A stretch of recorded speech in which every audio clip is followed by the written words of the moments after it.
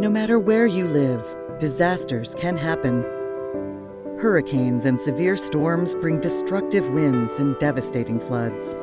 Wildfires destroy homes and businesses. Earthquakes can cripple entire communities. All disasters have one thing in common. After they happen, people need help. When the president issues a disaster declaration, a massive relief operation is launched. The Federal Emergency Management Agency, or FEMA, takes the lead and works with state and local responders to supply food, water, and shelter to survivors. Depending upon the severity of the disaster, this initial response can last for weeks, even months. At some point, this response gives way to the longer-term process of recovery. Tens of thousands of homes and businesses may need to be rebuilt, and critical infrastructure such as water, sewer, and electric service may need to be restored. The total price tag of recovery can be staggering. Private insurance and government assistance can go a long way to meet these costs, but there is often a tremendous amount of unmet needs that remain.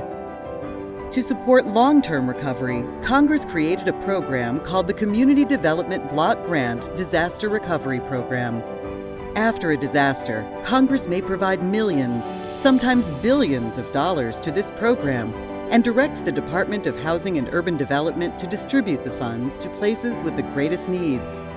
Once HUD distributes these dollars, planning begins for how to spend them.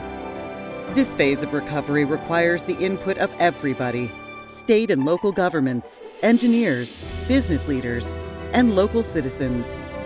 These plans can include protecting neighborhoods and families from future storms, moving them from harm's way, and making communities even stronger and more livable than before. While all this planning can sometimes take several months, HUD can speed things up by cutting red tape and offering technical advice. When the recovery plans are complete, the brick-and-mortar work of recovery begins.